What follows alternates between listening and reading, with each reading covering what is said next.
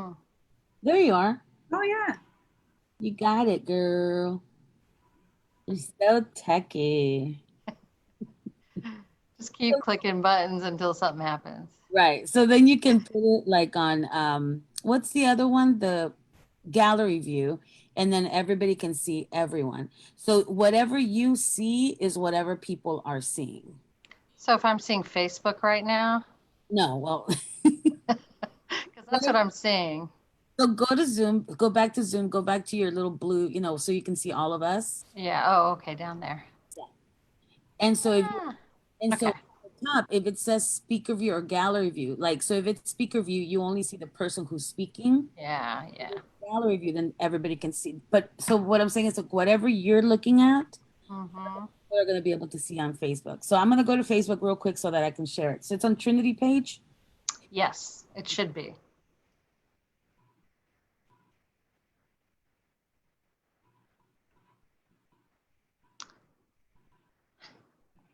All right. Almost ready.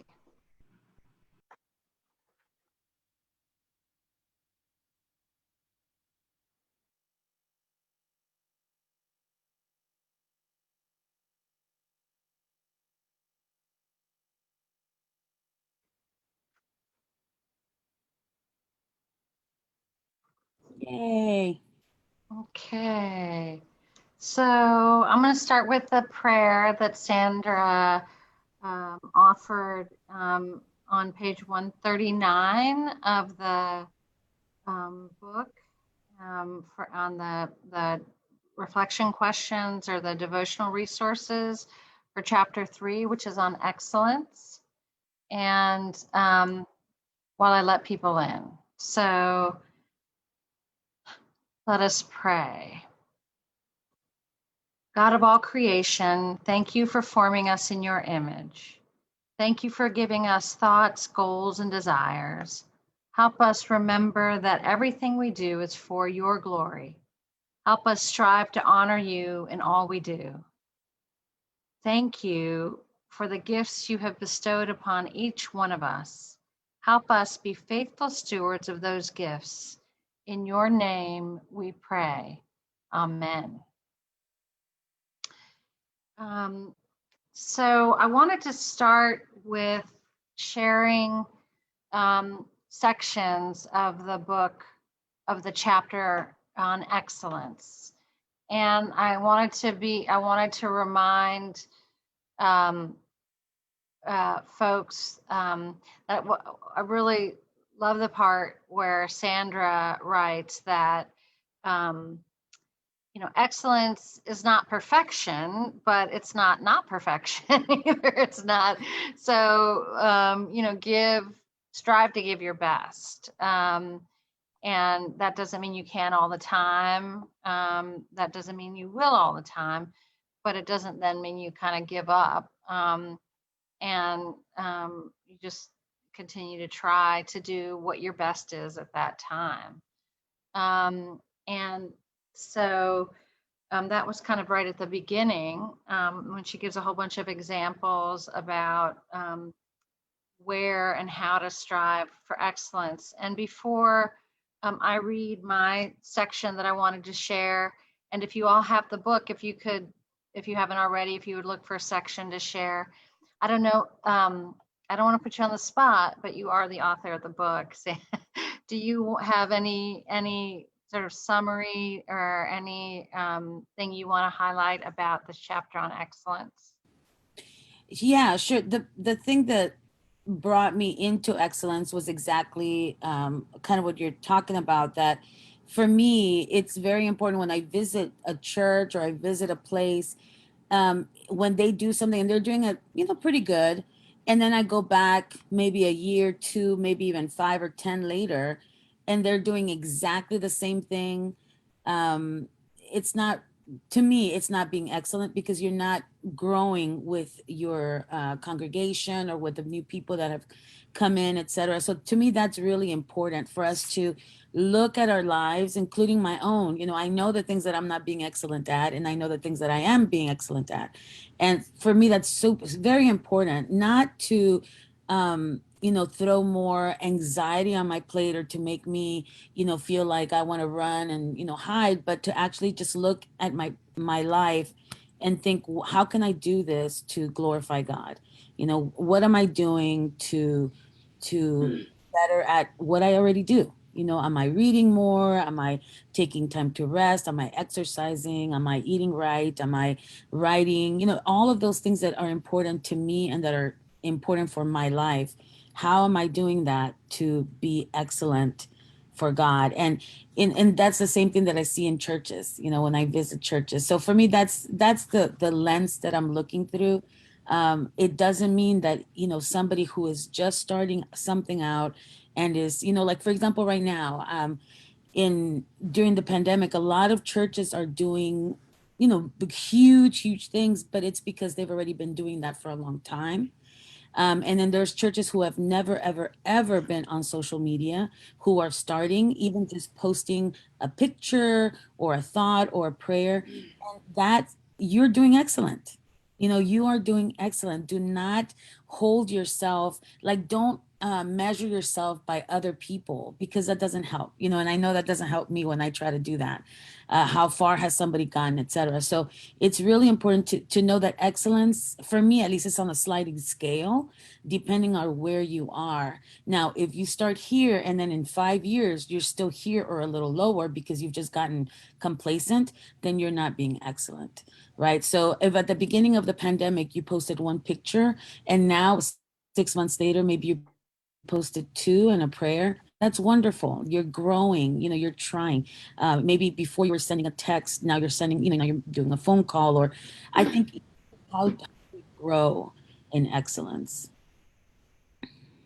Thank you. I love that. And correct me if I'm misinterpreted this, but I also see your definition of excellence as um, as being an openness to look at what you're doing, and instead of being sort of protective and complacent, as you said, and maybe defensive because you're tired or whatever, you instead of doing that, you sort of admit, well, what can we do?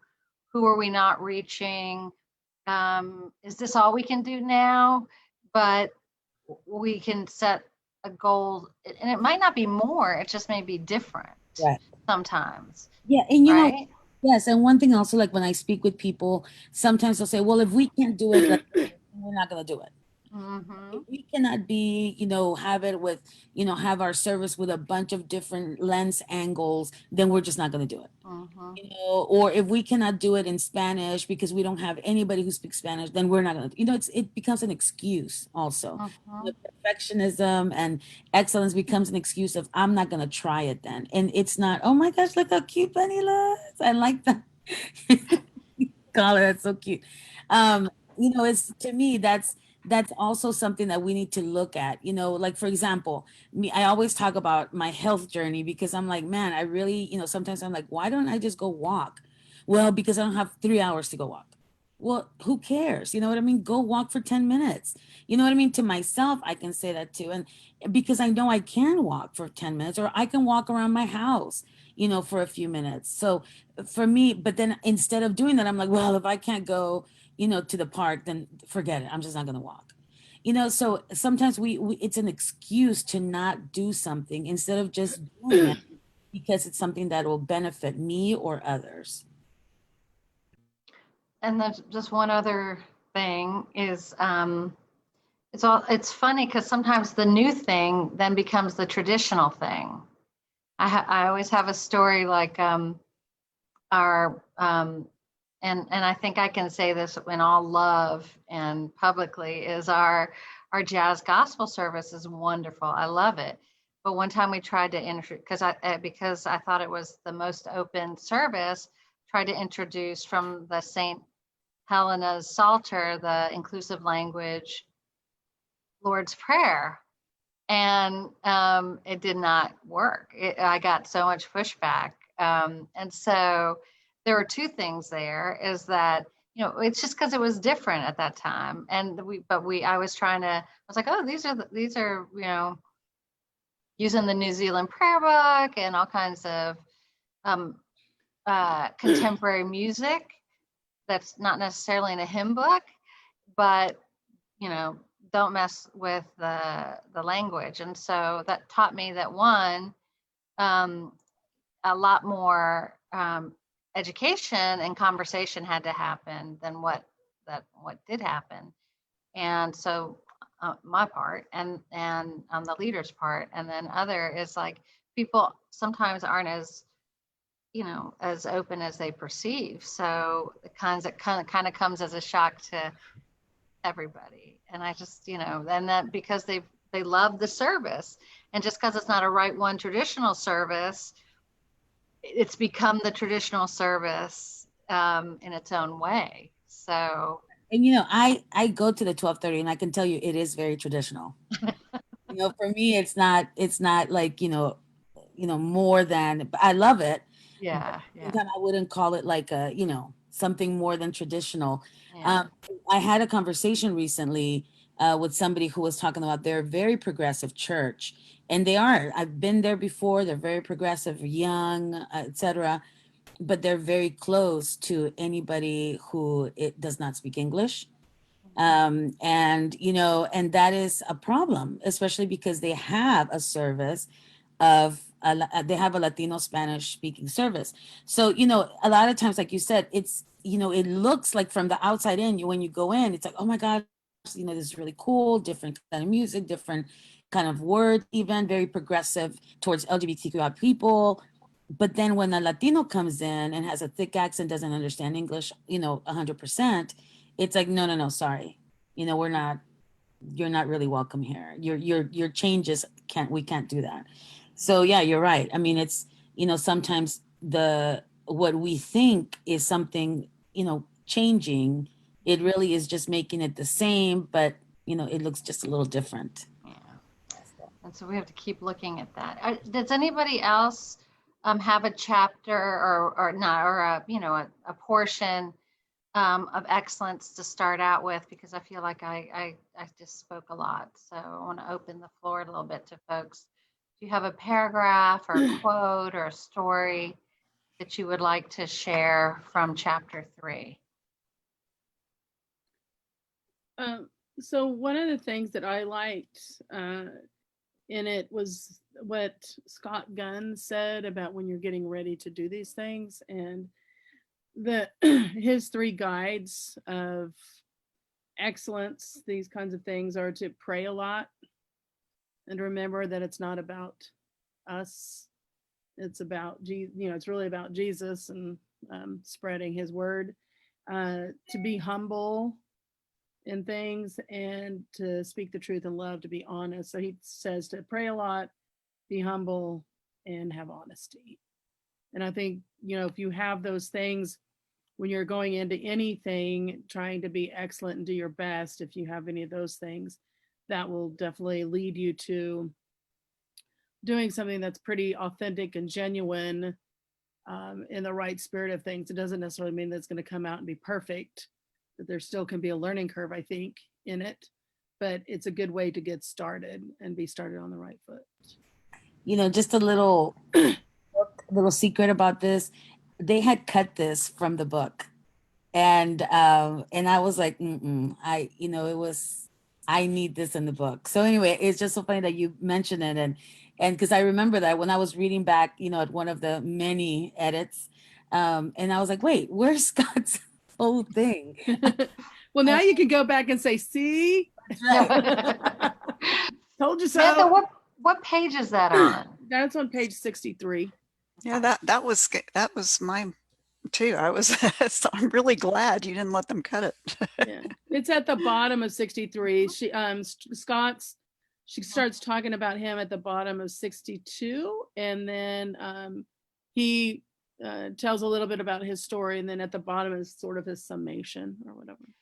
So just if you have the book in front of you, I think it just, if somebody else is watching, it'd be nice to say the page number. Okay, 63. I like the pink highlights. I'm serious when I read. Wendy, Natasha, Luz, Teresa. You're muted, Teresa. Oh, but Natasha just unmuted. Well, Wait. okay, Natasha just said, go ahead, Teresa. Oh, okay. I said I got the book yesterday, so it's so I haven't got to 3. But when I was reading, what impressed me was the piece that she had talked about of ways to open up the church more or to get more connected. And I like that whole idea of having the space where you talk, you present a question and then have the congregation talk to one another. And I thought that's a really cool idea. Instead of even just doing the handshake of peace or the thing of peace, this would even be an even better way to engage with people. Because sometimes folks just nod and don't really say more in the pews. So that would be a way to connect people even more. And so I thought that's pretty cool. So I like that, but I haven't got to 63 yet. So Thank you. Natasha? My reference is to page 54, and it's not being afraid to like tell somebody in the congregation that maybe they don't fit well in there, or where they're at or what they're doing. Prior to going to San Mateo, I hadn't really been to church, and then the few experiences that I did have, it wasn't that great, I guess. And as a kid, I went to a Roman Catholic church with my grandparents, and most of the service was in Latin, so I didn't understand, and I couldn't follow follow along. And then at the end, we would do a class, and then the teacher, I remember the teacher, she was very mean, and so it kind of like made a bad experience for me. So somebody probably should have like moved her from there. Maybe I could have like had my walk with, Jesus a lot sooner if I didn't, have these, bad experiences going into a church. So I think that's a good one, that she points out that like, if you kind of have to move people around. Don't, just because this person is always there doesn't mean they have to be there. Move people around. Maybe they'll fit better somewhere else and make better experiences for people. Yeah, thank you, Tasha. That's so important. I especially see this, like you said, in Sunday school, like teachers, because a lot of people don't have a bunch to choose from. And also in music. Oh my God. I hear that from pastors. I can't get this person out of here. They don't want to listen to me. And, I mean, I hear this all the time from all over in different churches, because a lot of times the musicians and these teachers are very beloved, and people are like so afraid if they are taken away, like everybody will leave and all this stuff. So yeah, I totally feel and hear you. And the reality is that it's true. People might leave, and so I think that needs to be prayed about and looked at as well, because what does that mean? It just needs to be, analyzed is not the word, but like encountered. Just needs to be encountered. So what is that saying about the church? And about the folks, that you need to be able to have hard, loving conversations, and it's really hard, so and there will be loss, but then what does that open up space for? So And I think ongoing conversations, and I know it's really difficult, especially with our volunteers, because if you're paying someone, and I've even seen that when people are being paid to do some work and they do it badly, and then the pastors are still afraid to speak up. you know, and because it's church, because, you know, all that stuff. But I think it's important to continually have these conversations and these like check-ins, you know, let's look at this, you know, let's talk about it before it gets to a point where it's like, oh, I never addressed this and it's 3 years and, you know, and it's been happening since the first month. Mhm. So yeah. Wendy's like, That's a great point, Natasha. So, and a great section, Sandra.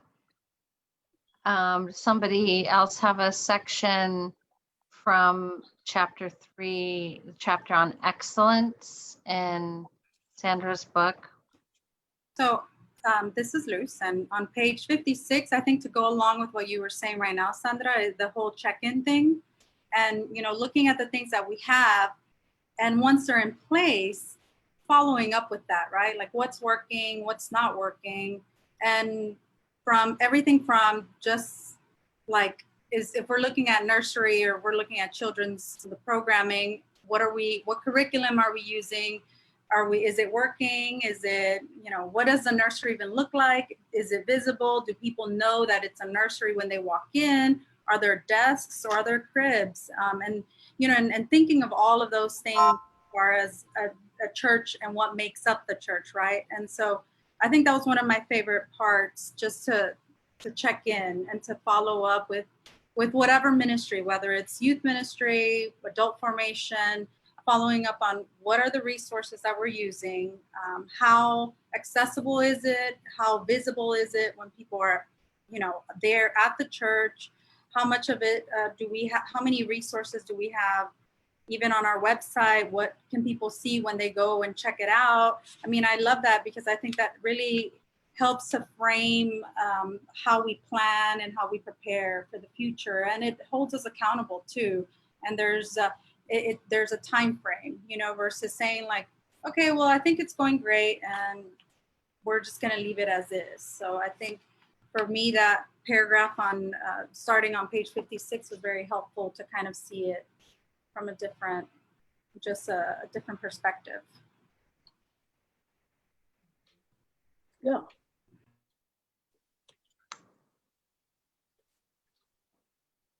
thank you.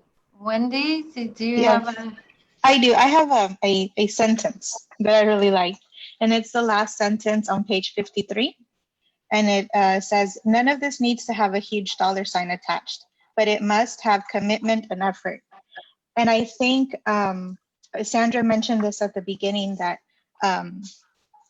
we're quick to make an excuse of like why we can't do something, whether it's walking 3 hours or 10 minutes, like I don't have the time, I don't have the money, I don't have this. And I think many times we use that huge dollar sign, like, oh, it's gonna be too expensive.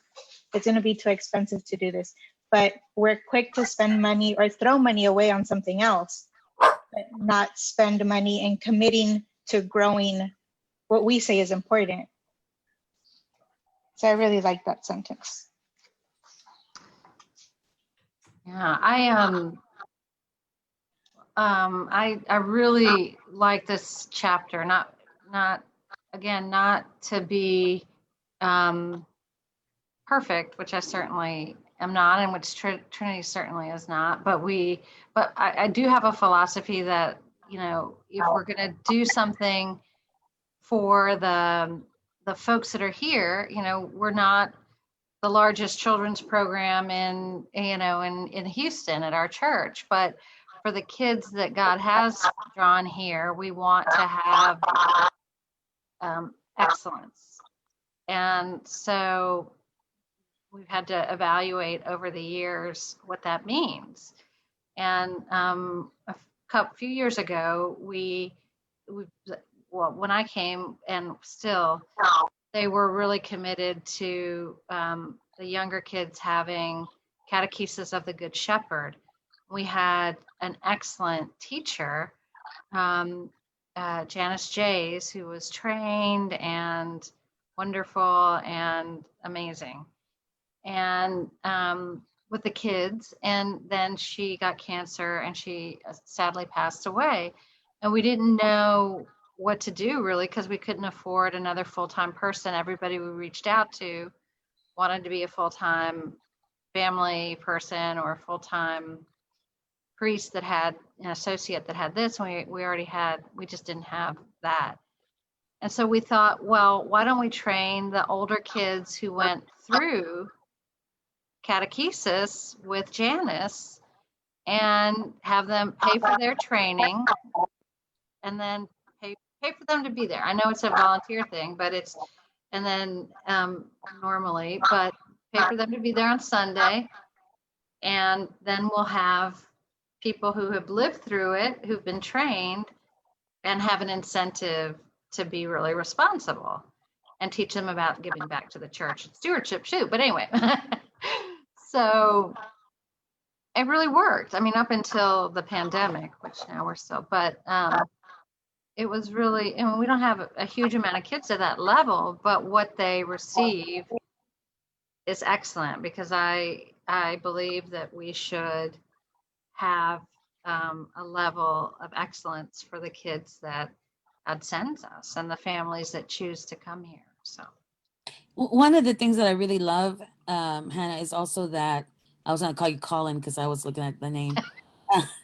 that you have that prayer for the kids in the middle of the service, you know, and I really love that. I was very surprised when that happened, and I really loved it. I thought that was very sweet, and you know, just I mean, it just shows the commitment, right? I mean, I think that's really important to when you are committed to something, to share it in whatever it is, and to always think about that when you're planning. You know, as a teacher, that's one of the biggest things that, you know, we have to do is plan.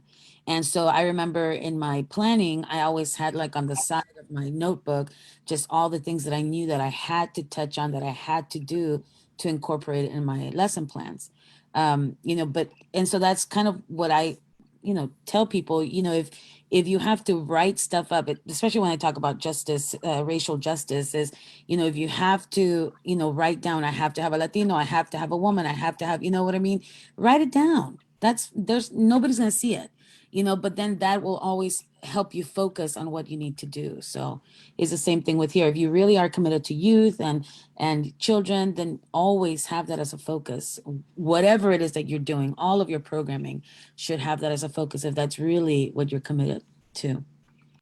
I want to go back to the child thing for just a minute, Sandra, because you brought that out in me that we sit over there with a couple of little kids and some that have been born. And it's kind of like everybody in that group claps, you know, the first time they go up by themselves.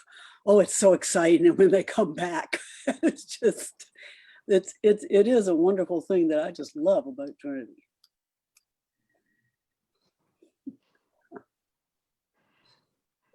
are there other concrete examples from your churches or passages of the book that you would like to share, both in, so I've tried to model, so I shared something that wasn't quite so perfect and something that I was kind of proud of. So, you know, both those things in respectful ways.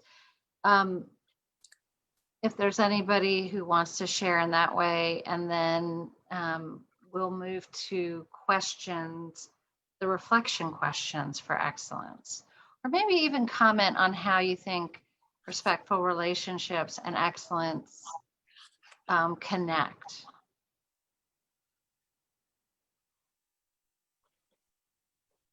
I think I'm going to share a little bit first about, again, another part that I like just because what I had fresh on my mind right now. But I really like the ministry inventory as well on page 68.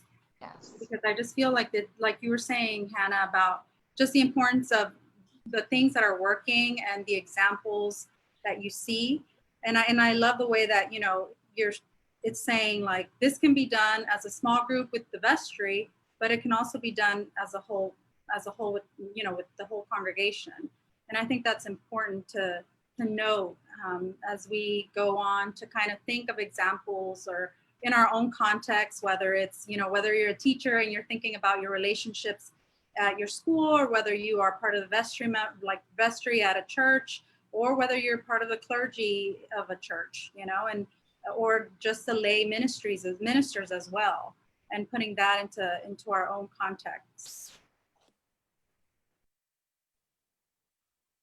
Hi, I'm going to kind of piggyback off of part of what she said as well. What Luz said is that I think it's really interesting that this was offered up to like anybody, because a lot of the things in here are really talking about building the church, and we kind of tend to put that on the vestry and the priests and the real leaders of the church, that it's their job to kind of do these and do the ministry evaluation that Luz was just talking about, and put it on there. But yet we have lay ministers, you know, just the regular people that come to the church that you've invited to do this, because that really kind of goes into that real relationships. And the excellence is that you have to first off make relationships with people that feel like they're invested enough to show up, but then also we need to be part of that excellence, like going out and talking to people, and what do they see, or what do they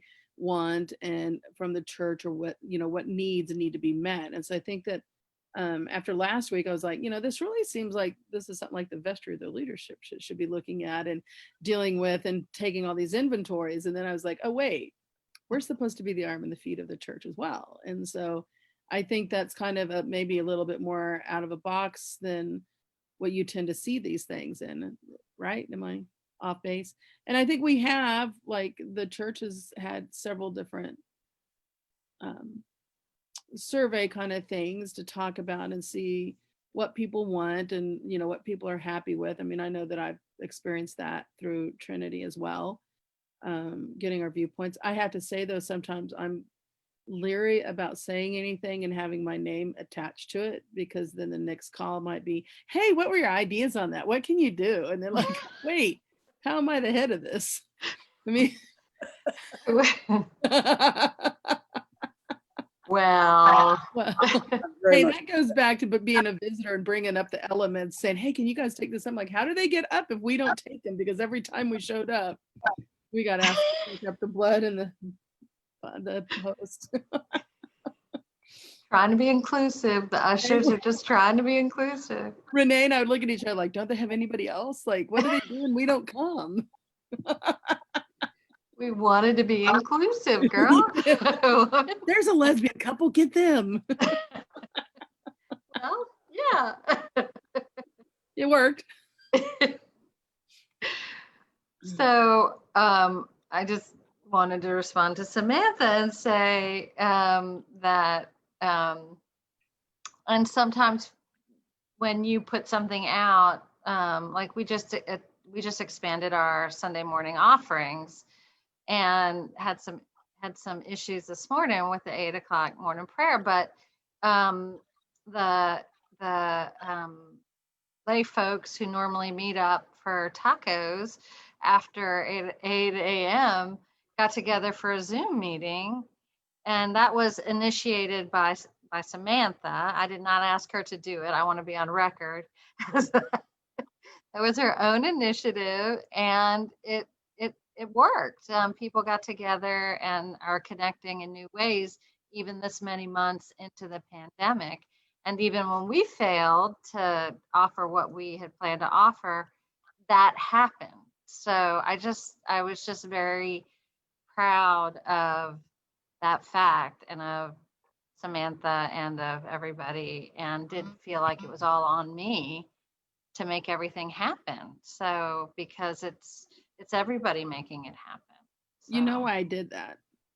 It was because after last week and the conversations here about the real relationships and what you're doing, and I thought about this a long time ago, meeting up with the 8 o'clockers, and I didn't. And then Ann and I had a conversation, and she's like, we should set up a Zoom. And I'm like, yes, we should, thinking you, Ann. And that didn't happen. And then after we had our conversation last week here about real relationships and what are we doing and how are we fostering those, I was like, okay, Rain Man. And so I sent out the email. So that's your fault, Sandra. yay! Yay! That's wonderful. Because seriously, because some folks have not been connected, and it's and they are now. So that's really important. Thank you. It was All nice. right, folks. It was very lovely. Folks not associated with Trinity, uh, or I mean, I don't want to exclude everybody, but I want to give airtime, airspace too to other folks who want to share, if you want to share.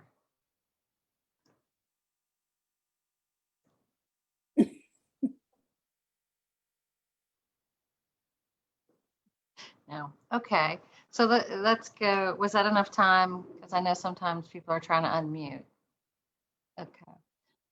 So let's go to the reflection questions, and I just closed my page, so I have to go back.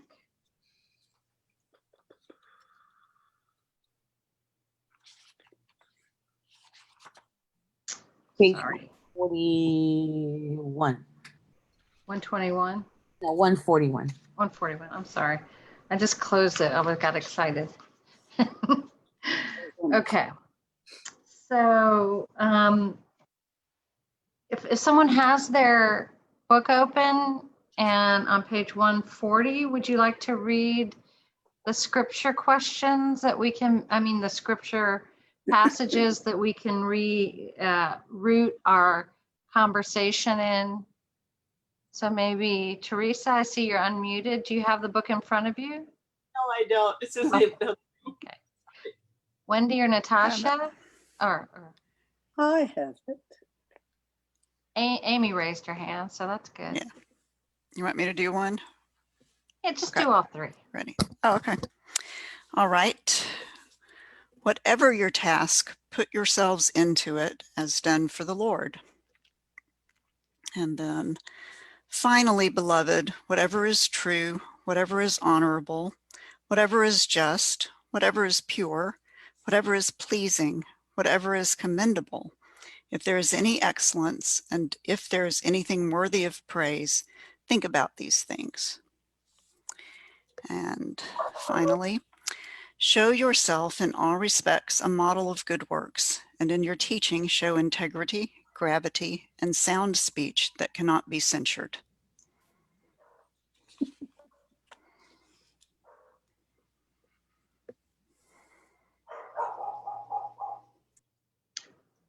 So the first question, and I can go into small groups. Do you want to go into pairs or small groups? Or do you want to stay on? Let's do one. Wait, then if we're live streaming, then people won't be able to hear us, correct? Well, two of you can stay there if you want, or one person can stay here and, kind of talk it through. Okay. So what we're gonna, the two questions we're gonna look at, I think, because there's 5. We'll do 2, 2, and 1. So the first questions are we doing things the same way as when we started this ministry? So that's what we were talking about, is reviewing and looking from different perspectives at a ministry, and being open for feedback and change. And then second is the church welcoming. That is clean, social media, website updated, parking spots for visitors, and so on. And this is not to feel bad about what you don't do, but maybe to have some ideas about how you can improve. And this has new meaning, of course, in the pandemic. Not sure a priority right now is for visitor parking, since we're not meeting in person, but maybe it's a time to get ready for when we are. And if we don't have visitor parking signs, get them up there, order them, because to get ready for that. So I'm going to try to put us in the breakout rooms to for 10. Is 10 minutes enough? For 10 minutes. Okay, this may or may not work. And I'll come back to the main room so I can talk to you, if that's okay. Have you done breakout rooms before? No. All right. So when you go down there, since you could pick either random, you could pick how many rooms you want. So if you're going to put 8 of us, if you want to put 4 rooms, it'll have 2 people, and then it can randomize it and do it, or you can pick them unless you want bigger groups. And Okay, then you won't go in. And then if you randomize it, it'll do it on its own and it'll send us. If you pick them, then you say, go to your rooms, and you hit open all rooms, and we go to all the rooms. Okay, I'm going to do 3 rooms since I'm staying and Sandra is going to come back. Okay. And then you'll just stay there and you can join rooms. Like it'll have a list and you can just hit join. And if you want to pop in and listen to a conversation, you can do that. I'm not going to do that right now, but I'm creating the rooms. Now, remember, if you do 3 rooms, that means that there's going to really be 4 because 2 of us are staying here. Yeah. Okay. All right. So if any of y'all are alone, just come back here. Or go to the bathroom. Yeah. How do I get you all If back? we even know how. All right. I disappeared. All right. I got lost. I am striving towards excellence right now as I'm learning how to do things. Yeah. And when you hit close rooms, whenever you get the rooms up, there'll be a red button that says close all rooms. So when you're done at 10 minutes, it'll give us a minute. It gives us a 60. We can pop out of it, but it gives us 60 seconds. Then it closes it automatically. All right. I've been in rooms, but I've never created them. Here we go. Does that mean open all rooms? Open all rooms. All if right. you put us in there, and then we just join it. Join your room. Join breakout. It worked. I think, correct? Can you see me? Yes. It's not, the breakout rooms aren't on your screen? Okay. No. I'm not All gonna right, touch cool. it now. So are you going to put the timer on, or does it? I can see it. I can see it. Okay. Yeah. So at 3. All right. So are we doing things the same way as when we started this ministry? Do you want to talk about a certain ministry? Yeah.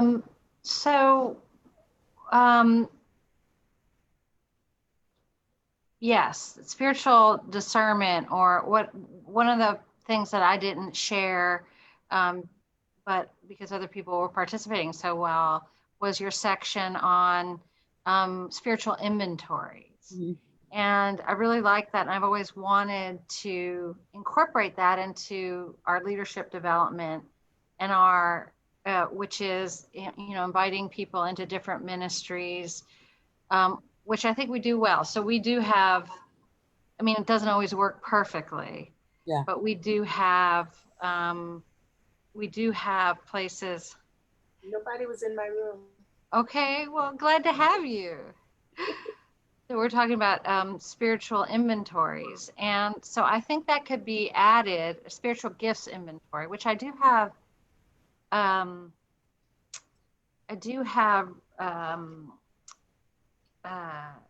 experience with from other places, but I just haven't done it in a long time.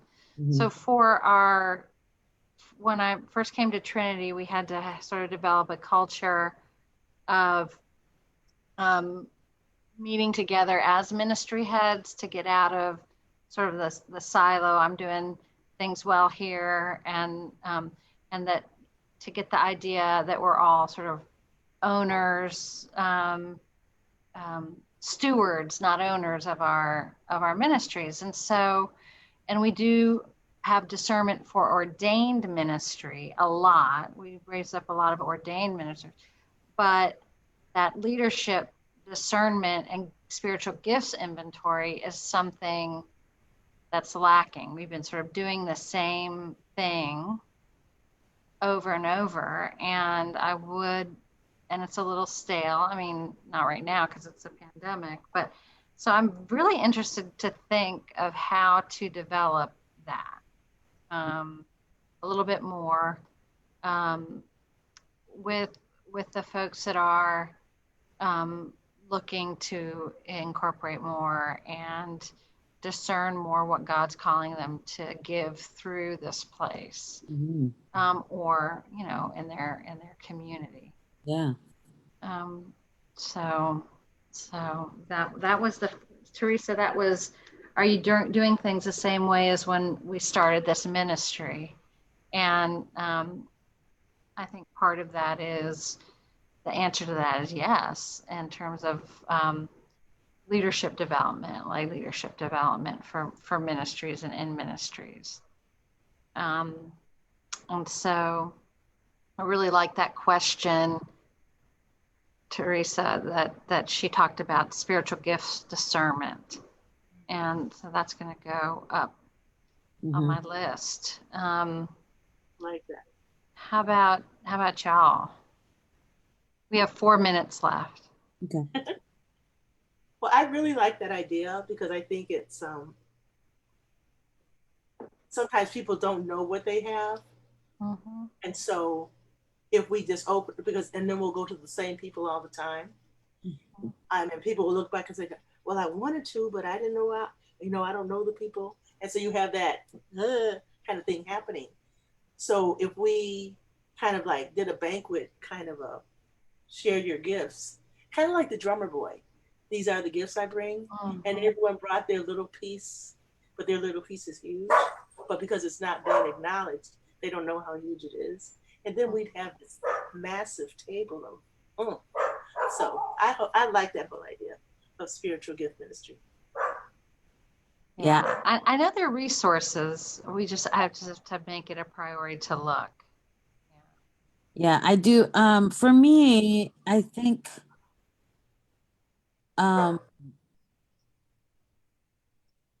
sometimes I do for my own spirituality, I do like same kind of devotional or Bible reading stuff, and then I stop. So that's my own little pattern of, just not being excellent in that area. And so I know that I need to change it, or like journal writing.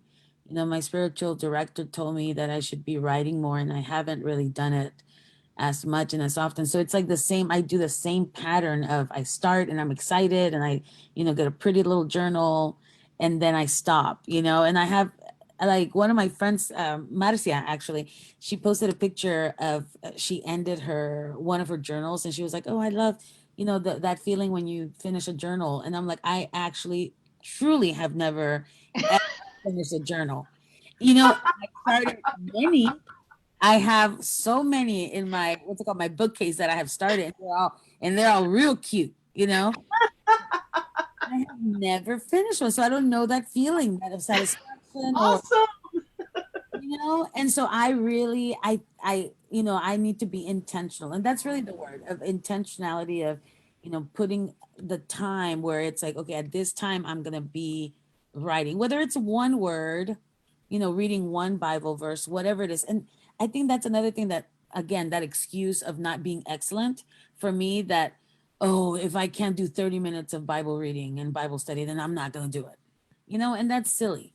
Right. So, I mean, to be able to say I can read and write for 5 minutes uninterrupted, and I will do it. So that's one of the things that I know myself. That's kind of like a little, I don't like to admit it, but it is something that I need to really look into, especially, if I fancy myself a biblical scholar, or if I think that I can write about you know what I mean? Like if I'm really, I need to do this as an example also. I can't just say that I am, but I actually have to do it. So, yeah. But I love that that inventory that you're thinking about doing. I think that'll be really, really interesting for people. Like Teresa was saying, a lot of times people don't realize the gifts, the many gifts that they bring to the table. So just one more minute on is the church welcoming? So, I think one of the things Trinity falls in the trap of is being really friendly with each other. and and then, you know, there's certain times, worship times, that were more friendly than others. And so, and like intentionally. And so, you know, I always worry that we're complacent on that. And that's a quick fix though, Hannah. That's that's just a one meeting with your greeters, and Mhm. that's all it'll take. Like the 12:30, service, I'm the one that's not as friendly, because I just go in and leave. But Mhm. most people around me are very friendly and very, smiles and do you need this? Do you want this? I know one person wanted me to have one of those name tags. I didn't want them, but it was, constant. Like, would you like a Yeah. name tag? Would you like? And not at all mean or rude at all. Like I did not feel attacked like in some churches. It was fine, and they were fine with me saying no. You know, Mhm. in other services that I've been to at Trinity, it's not the same. But it's just that. That's Yeah. one of the things that I have talked to many churches about. Just it's just in the training of your greeters, of your ushers, to just remember to always say hi. Do not talk amongst each other. Actually, because that I have That's been. what happens. Well, I've seen this, and I've blogged about this. I've seen this in many, many churches throughout the United States. So, All right. Well, it's 3:01, so I'm going to close the rooms, so and they then if we have any other, if you have something else to say, we'll take a couple of minutes, Teresa, in group. While they're doing that, I'm going to take a bite of my soup. I was in Honduras and they were way too friendly. Like it was too much. Like they were asking me to sign this book. No, because you have to sign our book. Because we need to know that you were here. And I was like, I need to get to my pew. No, no, no, you have to sign it. Like you have to sign the book and all these. Oh my God. It was a bit much. I was like, okay, this is too much. Like, relax just a little bit. But yeah, so there's, I mean, you can be with somebody way too welcoming if that's, I think that's what Samantha was saying about when she and Renee would show up at the beginning at 10:30. We're always asking them to take up the offering. But I think that's one of the things that I hear a lot from Latinos, la gente Latina, that they love that in the Episcopal Church, you are welcome to be a reader the very first day that you get there. And where a lot of churches you can't. You cannot do anything unless you're a leader. So I think that's one of those welcoming things that a lot of Episcopal churches do have. We were talking about welcoming and greeting, and the second question about whether we're welcome, Samantha, and then Sandra was saying sometimes you can be too welcoming, and I was saying that's like or overly friendly, and not take a nice, polite no, I don't want to sign your book, or no, I don't want a name tag, I just want to be here. And then sometimes people keep going after them. I said, I think that's what Samantha experienced about taking up the elements. Anyway, so let's just take a couple of minutes if there's to try to share something that came up from your smaller group. Anybody? Group?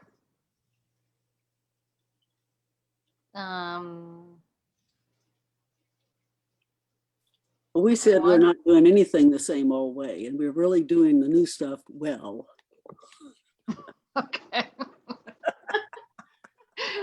We did well, and that we've been getting better at it as we go along, and we're, That's fair enough. and it's because important. It's like take notes about what you can improve. Don't beat yourself up over it not having been perfect, because even when it's something you do and have been doing a long time, sometimes things just happen, in services, and they're not quite right. And all you can do is say, oh, well, that happened, and move on. And then, if there's something you can take notes on so it doesn't happen again, that's fine. But yeah, we've been getting better and better at it. So I think Hannah, you and Colin, I think have been really brave in a lot of the things that you have tried to do, and the expansion of our ministries, even though we're in the times of COVID, and what he's done with music. You know, they had the music things in the Fridays, and you had the racism revealed things that were going on. There's a lot of things that were happening online for people. And you know, this is sort of a scary thing to get into technology. And you guys sort of said, okay, this is what we need to do, and have really done well with it. Yeah, there's been mistakes, but you're out there trying, right? And you guys are putting forth some really great stuff. And I told them in the group, and I think I've told you this, Hannah, but for me, it was really important that you guys were doing the services from the church, because that gave me a sense of comfort. I mean, I would have listened to them in your office or wherever you guys were, but seeing the church made it seem better, as opposed to just, you know, always seeing people in their homes. So I really appreciated that. And I know other people did too, that you guys are services from the church. Today was the first day I saw the 12:30 one, and you guys changed everything around. I'm like, wait, that looks like the chapel. What's the, and then I realized how you'd switch, and I'm like, that is so cool. So I applaud you guys for, you know, stepping out of your comfort zones and doing things. You know, I think that's important. So Okay, thank you. Let's move on. Luz, Wendy, Natasha, you were a group, right?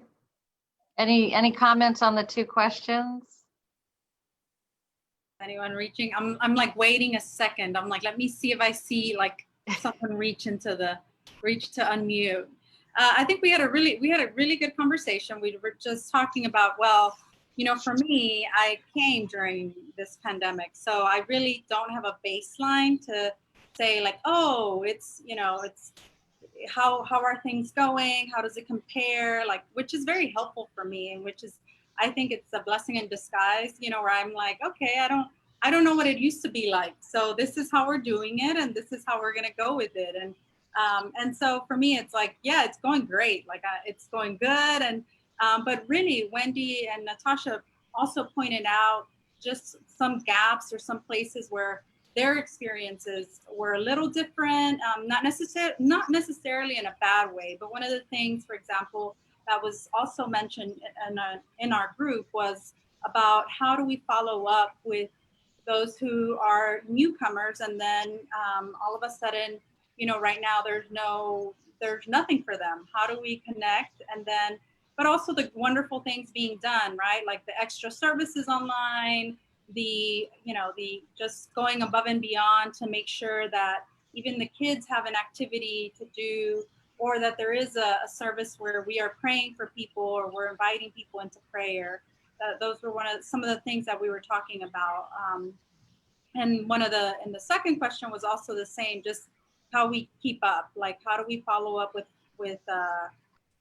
did we say only the first question, or the second one too right now? Sorry. Okay. Cool. Oh, both? Okay. So yeah, so the other one I was trying to figure out, I'm like, did she say only one? And I'm like, we were already wondering if there was a third one, and we had missed it. Obviously we had a really good time in our group. And so yeah, talking about how we are welcoming, and then that there's this disconnect of like the first time you're welcomed, it's like, yes, hi, welcome. Like, you're going to do all of the things, you amazing human, you've made it here. And then it's like, or you're fully integrated and you're a lay leader and you're already doing something. But what happens between that initial welcome and then like the actual leadership roles that we have? You know, like what if I came to this church and I didn't have a friend, or I didn't know anyone, and then like, yes, the first weeks you followed up with me, but I didn't have any relationships, or I didn't connect with anyone, and therefore like that's it, you know, we kind of fall off the radar. We kind of just there's no continuity, I guess, in that process. Did I miss something, Wendy or Natasha? No, I think you covered pretty much. I really liked at Natasha's church. Natasha mentioned that one of the weeks they took like a packet to the house, and so that the kids would have like a little package, and I thought that was really cool. Natasha, you want to weigh in? I'm just surprised they actually talked about the questions. We talked about him for a minute, and then everything else was like catching up on the gossip.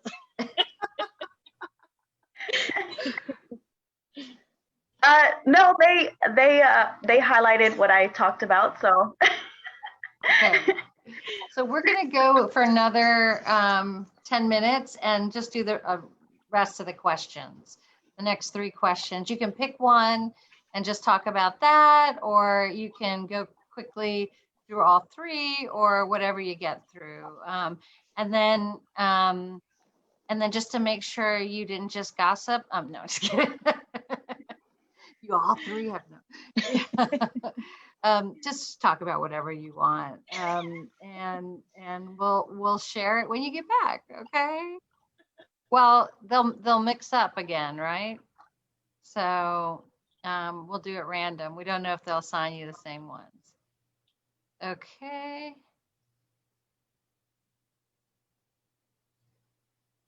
Oh, they are assigning you the same ones. They're assigning the same ones. So Teresa, just stay in here. Yes, they're assigning the same ones. That's all right. That's good. That's good. Conversation. So, do you think excellence means perfection? Are we planning the music, liturgies, events, and meetings in advance for upcoming liturgical seasons?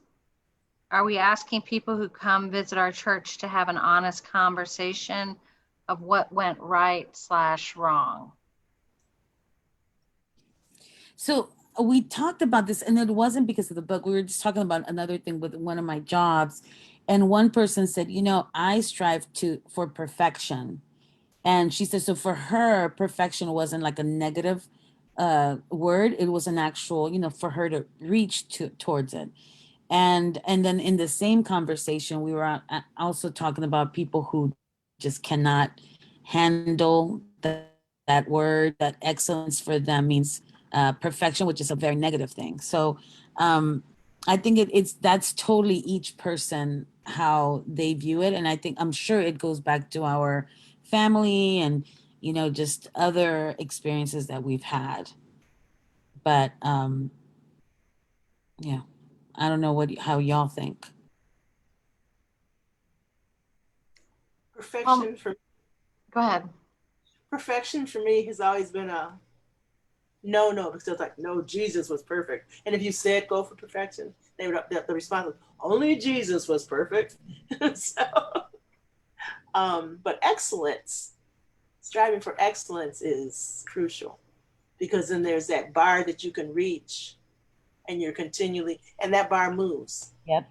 And so you're continually trying to get better and better and better. And that's always a good thing.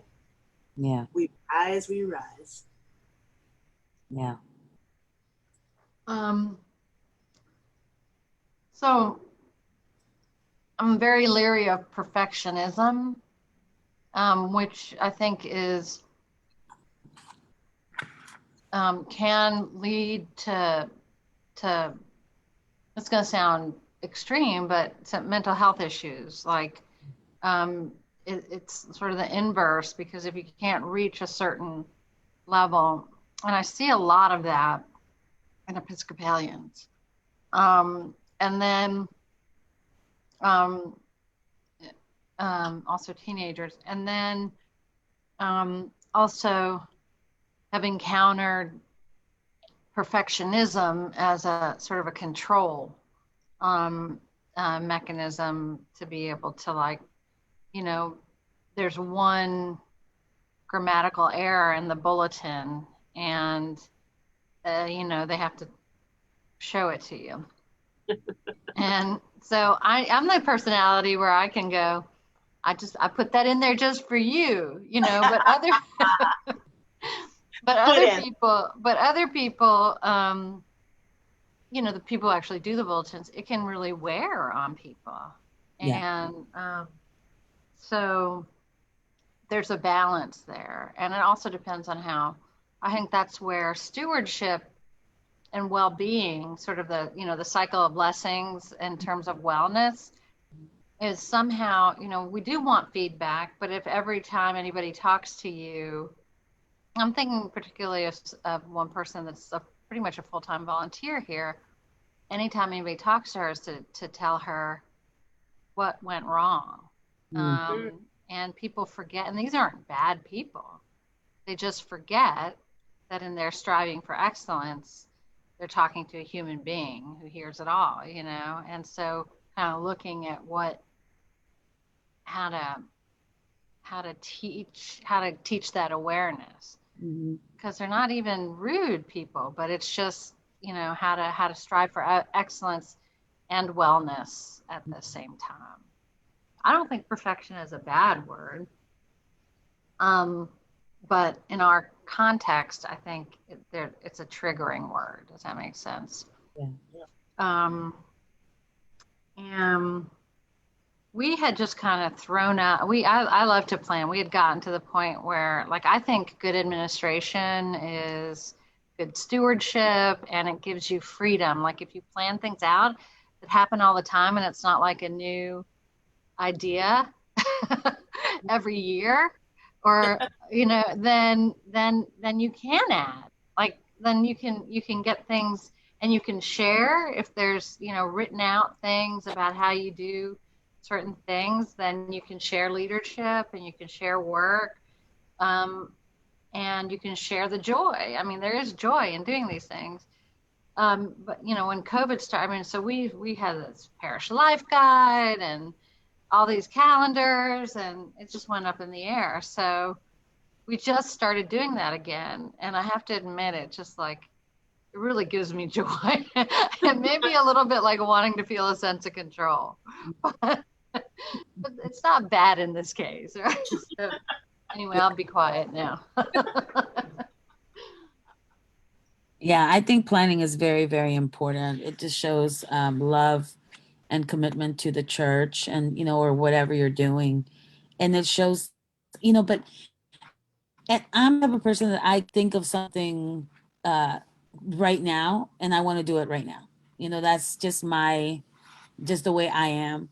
And so planning, like you said, when I have something planned, I mean, it's already there, but it also for us to be able to say, what, but we can also add something else. But there are some people that is very stressful for them too. So like you said, you need to really understand who you're with. That's where we go back to the relationships. Mm-hmm. We have to understand, how do people work, because if we don't understand that, then we're going to be just butting heads a lot, and not in a good way. Like, we're not going to be helping each other. Yeah.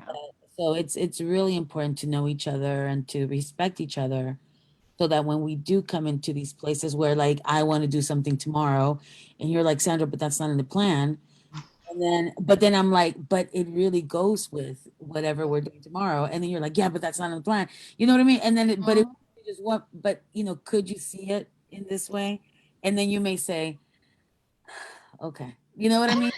But we're talking it No, through. I'll say, yeah, yeah, yeah, yeah. People who freak out. I know. And then the person that is most affected by me saying yes is like, Right. Right. So, and now when I bring ideas, it's because I'm gonna do them. You know what I mean? Like, I'm okay doing the whole thing if it's gonna, freak somebody out. That's fine. yeah. But yeah, so I think the last question is super, super important. Mhm. Especially in churches. I try to stress that out to my. Repeat it for Teresa. Yeah, the last question is, do you have are we asking people who come visit our church to have an honest conversation of what went right and what went wrong? So, I visited a bunch of churches in 2018, I believe. Well, I visited many churches throughout my life, but I was blogging about them, and I would tag them, and only one pastor in all those churches reached out and thanked me. Everybody else was just like either not interested, or didn't want to talk about it. And it was like, and they were doing things that could, again, easily be improved, Mm-hmm. and things that were very unwelcoming. And I just think, like, if I was doing that stuff, even if it would hurt or upset me, I want that feedback so that I can be better, or so that I can say, well, they didn't see it correctly. Let me look and see, what we're doing. So, yeah. Or we had a bad day. Right. Like I remember a priest from down the street came to 12:30, and I mean 12:30 is a welcoming service, and he said nobody spoke to me, and I remember when he came, and I know I spoke to him. It was another priest. So then he came to 10:30 and told me this, like right at the door, like yelling at me, and I was like, okay, well, I'm really sorry. We had a bad day. Yeah. And I hope, I hope it was better today. And he said it was, but I'm never coming back. I was like, okay. That's not the kind of feedback you want, but other feedback when people have said, real things like, all of the greeters are talking to each other, and that's a human thing. The greeters want to talk to each other, or it's intimidating, or there's a lot of things that people have said, and I'll be honest, some days I'm really open to it, most days, but sometimes, when you're just in more fragile, it's hard. So you just have to, be self-aware in that sense. I started asking people who visited and left. I would ask them to give me feedback. Yeah. And people are a little bit shocked. Yeah. No, I want constructive feedback. Members who transfer, Yeah. I want constructive feedback. And so we can see, one person who'd been a long time member of the parish, went to the cathedral, and he was a airline pilot and loved education, Christian formation. And he said, well, at the cathedral, I can watch it online. We weren't online at that point, and didn't feel like we had the resources to do that, the staff to do it. And so, but it was good because we started thinking about it, and we started doing some, and, we could not be, professionally videographed online adult education forum, but we did, do more videos to put them up there because we also have a different perspective. So, all right, it's 3:22. Teresa, did you have some insight before I close the rooms? Well, it made me laugh when you talked about getting input. There's a good way and a bad way to do it. And I know I laugh at my hospital because every time I go, they send me this, how are we doing? And it's almost stalking after, well, remember that time you came? Did you like that? How about this? What about this? And I'm like, okay, y'all, back off. And then they'll call you the next day. Remember that time? Like, go off my phone. So there can be that overboard thing. Yep. But within churches, it would be good to be able to have a way to interact with people afterwards. Says, how did you like it? Were there things that you liked?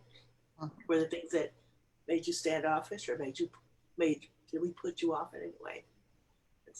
And maybe we could put that on the survey card on our those cards that we have people fill out who want more information. Mm-hmm.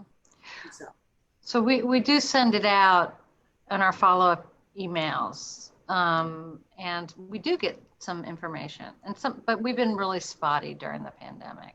We do have a visitor card, but we've just been very sporadic.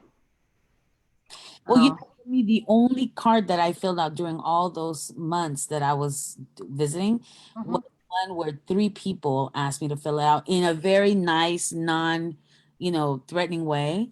And even as I walked out, they were like, "Hey, could you please, turn this in, etc."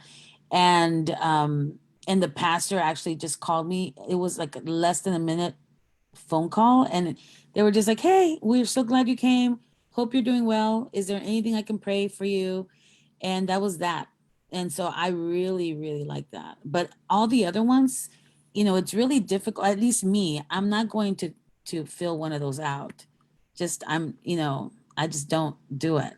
But when people, an actual person, welcomes me and says, "Would you fill this out? We would love to be able to talk to you again." I mean, how do I say no? You know what I mean? So it's just that person to person thing. It's a lot more. I mean, for me at least, it works better than just like, "Hey, fill out the card," So Yeah. So we have 19 seconds coming Yeah. back, Okay. and We we'll felt have. like we'd been more than 10 minutes and It maybe something was. wasn't It working. So we just came back. the, the moderator was talking. We were talking too much. So we have 5 minutes left in our scheduled time, and like I said last time, I like to be respectful of people's time. So let's use the last 5 minutes to share about the last three questions. And who would like to say something?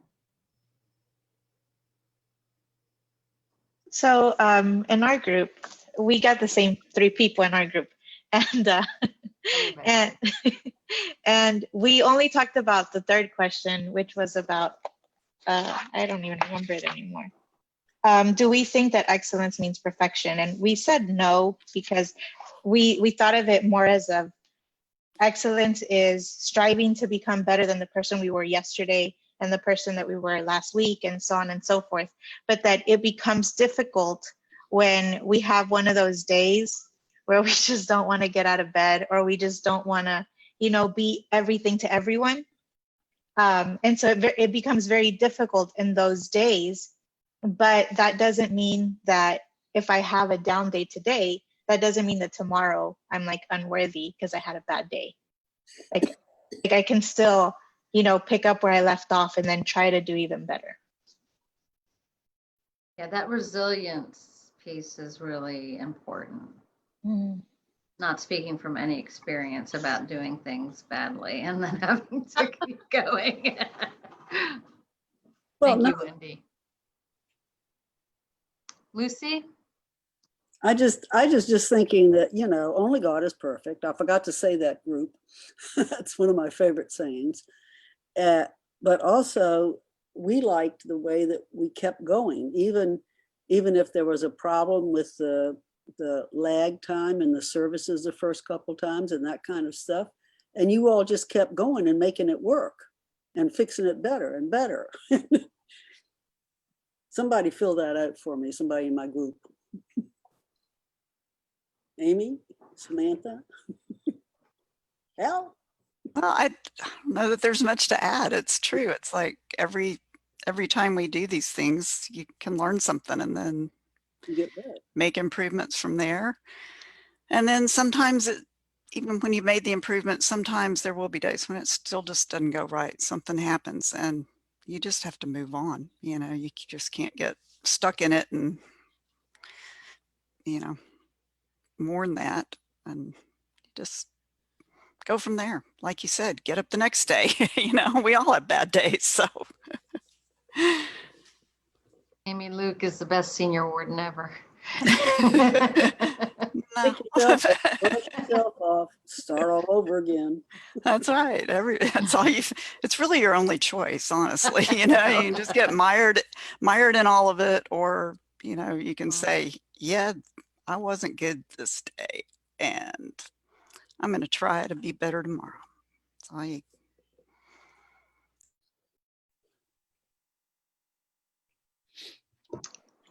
Anybody else? How about that that last piece about welcoming? The last question, I'm reaching for my book. So I say, are we asking people about feedback? And are we asking people who come visit our church to have an honest conversation of what went right or wrong? And are we planning? Those are the 2 others.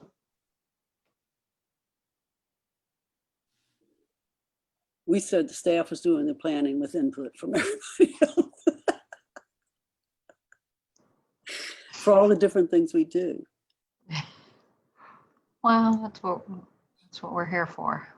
And then we didn't know if we wanted to know what people thought the first time we came.